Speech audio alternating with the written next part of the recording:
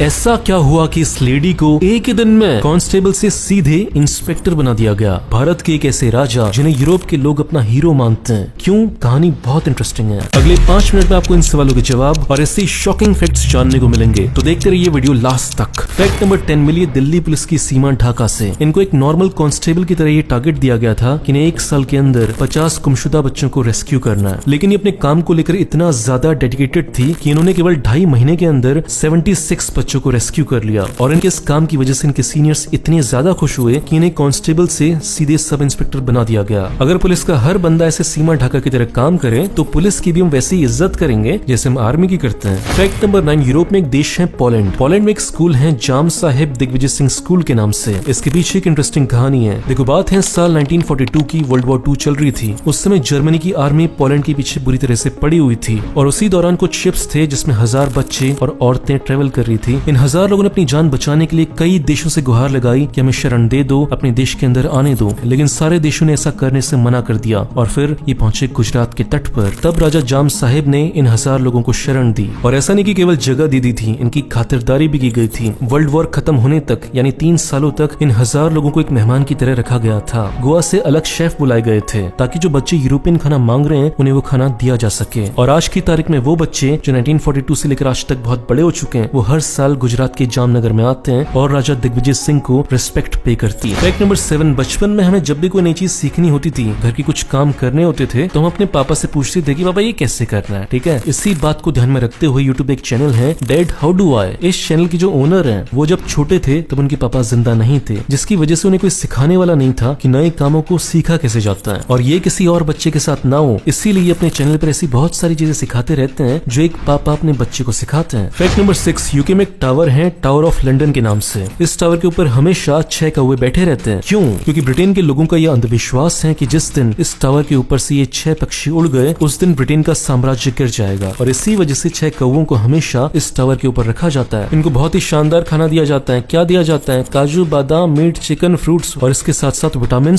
और सप्लीमेंट्स भी मिलते हैं। मैं क्या बोलता हूँ कि इतना दे ही रहो तो प्रोटीन के डब्बे भी खिलाई दो, इन्हें बॉडी बन जाएगी इनकी। नॉर्मल जो जंगलों में कौवे रहते हैं वो 10 से 15 साल तक जीते हैं, लेकिन ये कौवे 40 सालों तक जीते हैं। इतना खा रहे तो जिएंगे ही। फैक्ट नंबर 5, ये कहानी है टाइटैनिक की, जिससे आपको जीवन में बहुत कुछ सीखने को मिलेगा। देखो, जब टाइटैनिक जहाज डूब रहा था तो ऐसा नहीं कि टाइटैनिक के आसपास कोई शिप्स नहीं थे, शिप्स थे जो उन्हें बचा सकते थे, लेकिन हुआ कुछ ऐसा। देखो, टाइटैनिक के डूबते वक्त उसके आसपास 3 जहाज थे। पहला जहाज था सैमसन नाम का जो उससे केवल 11 किलोमीटर दूर था, लेकिन वो टाइटैनिक को बचाने के लिए नहीं आए क्योंकि वो लोग इलीगल काम कर रहे थे, चीजों की तस्करी कर रहे थे। उन्हें लगा कि अगर हम बचाने के लिए जाएंगे तो हम खुद ही फंस जाएंगे, इसलिए रहने दो, निकलो यहाँ से। दूसरा जहाज था कैलिफोर्नियन नाम का। ये टाइटैनिक से 22 किलोमीटर दूर था। इस जहाज के कैप्टन को ये पता चल चुका था कि टाइटैनिक डूब रहा है, हमें बचाने के लिए जाना चाहिए, लेकिन ये फिर भी नहीं गए। क्यों? क्योंकि इनका मानना था कि रात का समय है, हमारे आसपास बहुत सारे बर्फ के बड़े बड़े टुकड़े हैं, इसलिए जब सुबह हो जाएगी हम तब जाएंगे। बहुत बढ़िया। और फिर इसके बाद तीसरा जहाज था कार्पेथिया नाम का। ये जहाज टाइटैनिक से 90 किलोमीटर दूर था और ये टाइटैनिक से ऑपोजिट डायरेक्शन में जा रहा था, लेकिन फिर भी इस शिप के कैप्टन ने डिसाइड किया कि चाहे कुछ भी हो जाए हमें टाइटैनिक तक बहुत जल्दी पहुंचना है और बहुत स्पीड से पहुंचना है। और फिर ये बहुत स्पीड से शिप को चलाकर लाए और जल्दी से ये डूबते हुए टाइटैनिक तक पहुंचे और इसी शिप की वजह से टाइटैनिक के 705 लोगों की जानें बच पाई थी। ऐसी जिंदगी में भी 3 तरीके के लोग होते हैं। पहले वो जो केवल अपना देखते हैं, मैं खाऊंगा, मैं मस्त रहूंगा, दुनिया जाए भाड़ में। दूसरे वो लोग होते हैं जो सहूलियत के हिसाब से मदद करते हैं, जब सारी कंडीशन सही होंगी तब हम एक्शन लेंगे, नहीं तो हम एक्शन नहीं लेंगे। लेकिन तीसरे वो लोग होते हैं जो चाहे जितनी भी दिक्कतें हों, जितनी भी सामने ऑब्स्टेकल्स हो, वो अपने आप को पीछे रखकर दूसरों की मदद करते हैं। अब आपको डिसाइड करना है कि आप इन तीनों में से कौन से वाले इंसान बनना चाहते हो, कमेंट्स में बताना। फैक्ट नंबर 2, हमने बचपन में किताबों में पढ़ा हुआ था कि 3 तरीके के जानवर होते हैं। हर्बीवोरस जो केवल घास खाते हैं, कार्निवोरस जो केवल मीट खाते हैं, ओमनीवोरस जो दोनों खाते हैं, लेकिन एक चौथे तरीके के जानवर भी होते हैं और वो होते हैं प्लास्टिवोरस, वो जानवर जो केवल प्लास्टिक खाते हैं। अभी तक हमारी धरती पर ऐसी 50 स्पीसीज ढूंढी जा चुकी है जो प्लास्टिक को खाकर पचा सकती है और इसी में से एक है द ग्रेटर वैक्स मॉथ। और साइंटिस्ट इस पर स्टडी कर रहे हैं कि क्या ऐसा किया जा सकता है कि इस कीड़े का यूज करके प्लास्टिक को खत्म किया जा सके। और इसी स्टडी में साइंटिस्ट ने क्या किया कि 60 वैक्स फॉर्म्स को इकट्ठा किया और उसके सामने एक किताब के साइज का प्लास्टिक रख दिया और फिर जो रिजल्ट आए वो बहुत शानदार थे। इन 60 कीड़ों ने मिलकर 1 हफ्ते के अंदर उस पूरी प्लास्टिक की किताब को खा लिया था। फैक्ट नंबर 1, आपने बहुत बार सुना होगा कि जो इंडिया की फिल्म्स होती हैं वो हॉलीवुड से चोरी होती हैं, लेकिन आपको पता है कि एक बार ऐसा भी हो कि हॉलीवुड वालों ने बॉलीवुड वालों से चोरी किया। हम सब अपने बचपन में कोई मिल गया मूवी देखी है। ये बताया जाता है कि ये मूवी हॉलीवुड की साल 1982 की मूवी एक्स्ट्रा टेरिटल ईटी से इंस्पायर्ड थी, उसकी कॉपी थी। लेकिन अब आता है कहानी में ट्विस्ट। देखो बात है साल 1967 की। तब इंडिया के राइटर थे सत्यजीत रे। उन्होंने एक मूवी की स्क्रिप्ट लिखी थी जिसका नाम था द एलियन, और फिर इस स्क्रिप्ट को स्टीवन स्पीलबर्ग नाम के प्रोड्यूसर ने देखा। फिर ये डिसाइड हुआ कि सत्यजीत रे के साथ इस मूवी को बनाया जाएगा, लेकिन बहुत सारे कारणों की वजह से वो मूवी नहीं बन पाई। और फिर साल 1982 में स्टीवन स्पीलबर्ग ने वो मूवी बनाई ईटी के नाम से, और उस मूवी का पूरा क्रेडिट अपने नाम पर ले लिया। मतलब एक इंडियन बंदे से उन्होंने कहानी चुराई और एक मूवी बना दी, और हमको कोई क्रेडिट भी नहीं दिया। बहुत बढ़िया। ये किस्सा बहुत ही कम इंडियंस को पता है, इसलिए इस वीडियो को शेयर करो और ज्यादा से ज्यादा लोगों तक पहुंचाओ। दोस्तों, अगर आप मेरा वीडियो पहली बार देख रहे हो तो इस चैनल को सब्सक्राइब करो, फेसबुक पेज को लाइक करो। आपको ऐसी शानदार वीडियोस रोज मिलते रहेंगे।